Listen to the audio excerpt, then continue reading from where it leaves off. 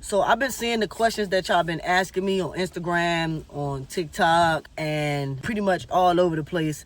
Y'all been asking a lot of the same questions, and I see the questions, and instead of answering them one by one, I figure I just address all the questions that y'all frequently ask me in this one video. So hopefully this video can help curb y'all curiosity and maybe help y'all avoid making some mistakes that I made when I first started. So without further ado, let me get to this video. I'm not gonna make the video too long because it is dark outside and I'm using my car lights as lighting for this video. So I actually wrote down some of the questions that y'all been asking me, so I won't forget any of them, and so I can stay on topic. So one of the most frequent questions is, what about gas, and how much gas do you spend, and all of this and all of that, right, about the gas. So I actually already made a video pretty much breaking down how much gas I spend like on a shift during DoorDash, and I pretty much accumulated that up to like pretty much like a week's worth of dashing, how much gas I spend, how much gas I would typically spend if I was dashing for the whole week, and pretty much how much money I can make on a full tank. So y'all go watch that video because I've already answered this question. So go check that video out. I've already answered the question. I've already broken it down. I guess I'll give y'all a clear-cut answer, since in this video I am supposed to be answering the question. So long story short, I spend 10% of my earnings on gas. So if I make $100, I'm spending $10 on gas. If I make $1,000, I'm spending $100 on gas. I hope that makes sense. Number two, hold on, there's a plane coming. All right, number two is, what about wear and tear on your car, right? So pretty much like it's a business expense, right? So every business reinvests money back into the business. That's what keeps the business running, right?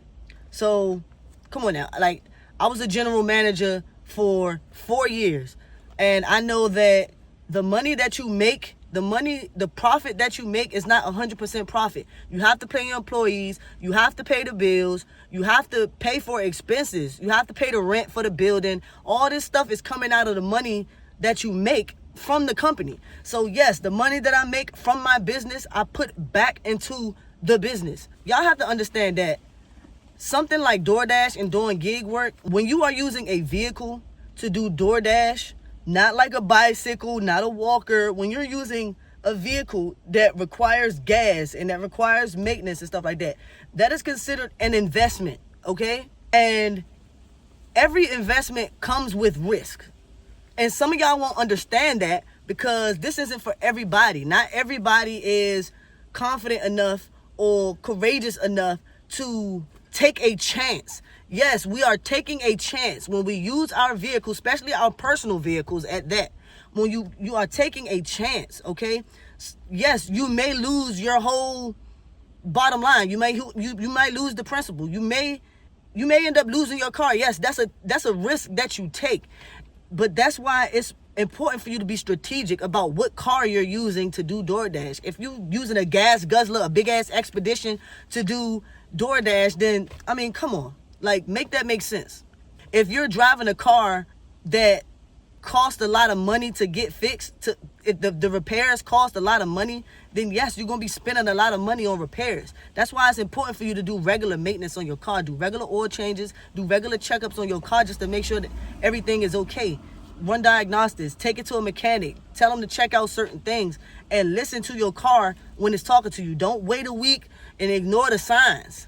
What you should be doing as an independent contractor is saving your money, period. Everybody should have a budget plan. Everybody should have a budget rule. You shouldn't be thinking that 100% of your money goes to you. No, I have a budget plan. I use the 50-20-30 rule. 50% of my earnings goes towards bills and expenses. How I divvy that up is how I divvy that up. I'll explain that a little bit later in the video. 30% is for me, my personal, for my pockets, for whatever I want. And 20% of that is for savings, okay? For a rainy day, for whatever it is that people use savings for, okay? So you shouldn't just be thinking like, oh, I'm thinking I'm just balling out and I'm just running through paper, thumbing through paper. No, that's not the case. You have to be responsible, and that's with any job. This is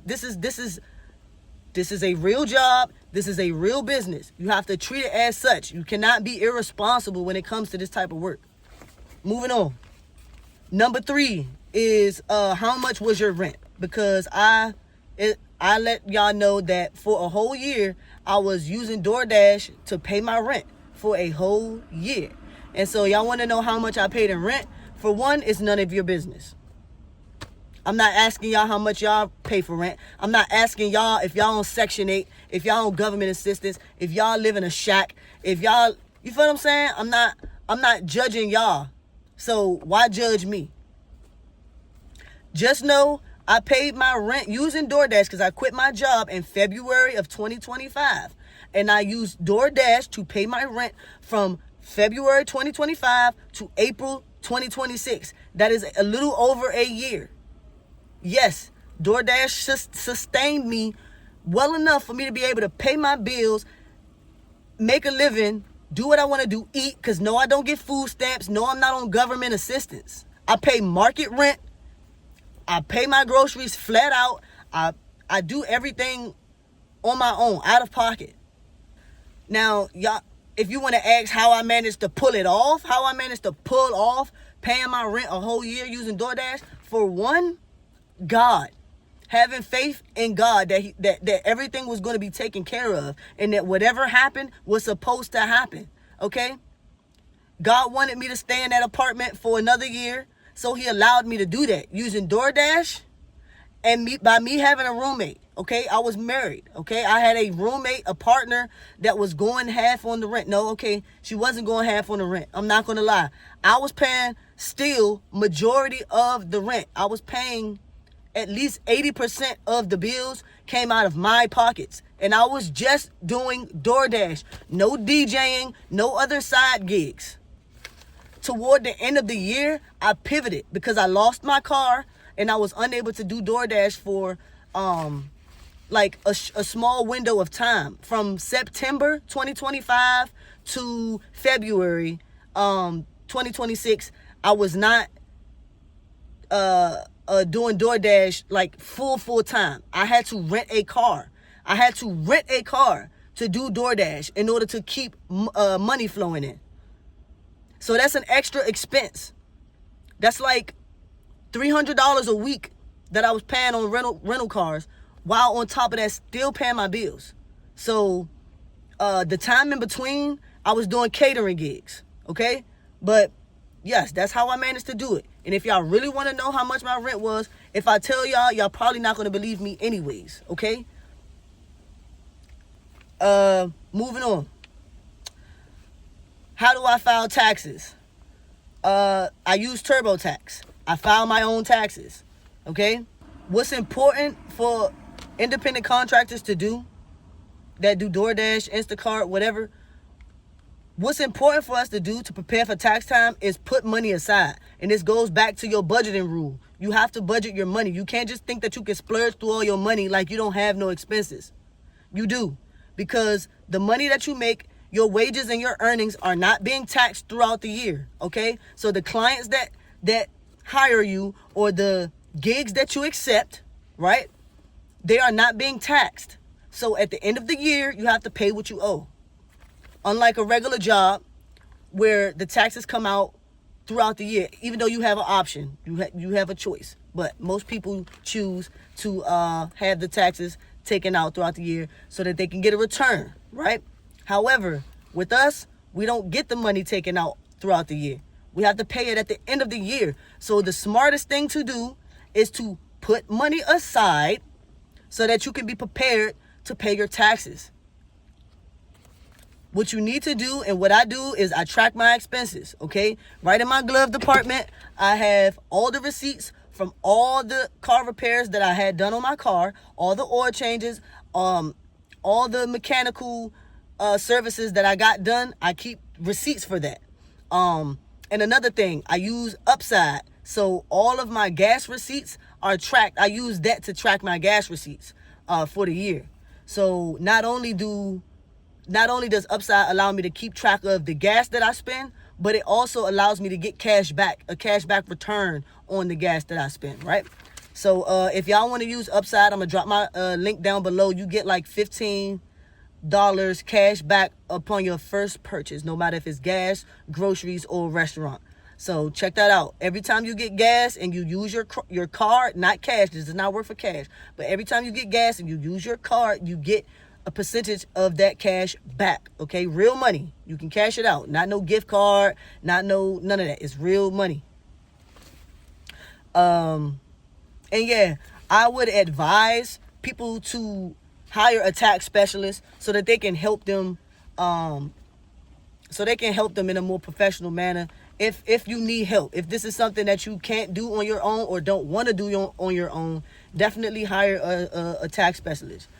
I wouldn't go to Jackson Hewitt though, because I recently went to Jackson Hewitt to help me with my taxes, and they charge me way too much damn money, and we'll talk about that later, or that's just something that I gotta deal with. But usually I file my own taxes. However, moving on, this is the last question that I get a lot, and that is, how can I maximize my earnings? Like, people seeing the videos of me making $200 a day, $1,000 a week, etc., etc. Y'all seen the earnings and stuff that I was sharing with y'all, and y'all trying to figure out what are y'all doing wrong and what can y'all do to maximize y'all earnings. So pretty much I'm going to be having a Discord coming soon, which is going to be a monthly membership for the people that want to know how to get around the learning curve. So if you're a new dasher and you want to, learn quickly and avoid all the mistakes that I made when I first started out, if you want to ask me questions, if you want to see how much money I'm making, I give y'all updates on the market. Even for my existing dashers that want to know how to multi-app, if you want to know how to do DoorDash and Instacart at the same time, because that's what I do. I'm currently working on regaining access to my Uber Eats account, my Grubhub account, and Spark as well. I'm waiting for them to approve my documents. And those are the only other three that I'm trying to get back access to. So in the meantime, is DoorDash and Instacart. I show y'all how to maximize y'all earnings. I'll be answering questions directly, so y'all don't have to wait for me to respond to y'all comments on Instagram or TikTok or YouTube. Like I said, I'll share my daily, my weekly earnings. Show y'all how to get the most out of the experience. Show y'all how to get the most profit and how to be accountable, and how to be accountable as a business person. Like, if you want to go to full mile and do the LLC, we can take it there too. I'm gonna be sharing y'all can, whatever y'all want to know, I will help y'all with. I'll set it into 2 different tiers, for beginners and for people that want to take it to the next level. It's not gonna be no more than $10. It's gonna be less than $10. This membership is gonna be less than $10, okay? So if you're really serious and you really want to know how to do this the way I do this, then yes, I'm going to be charging y'all less than $10 to know what I know. Because y'all can do this stuff on your own. But the fact that y'all are asking me for help, I appreciate that. I truly do. And I just want to make sure that y'all are serious about this. So that's why I have to start. That's why I'm going to be doing a membership.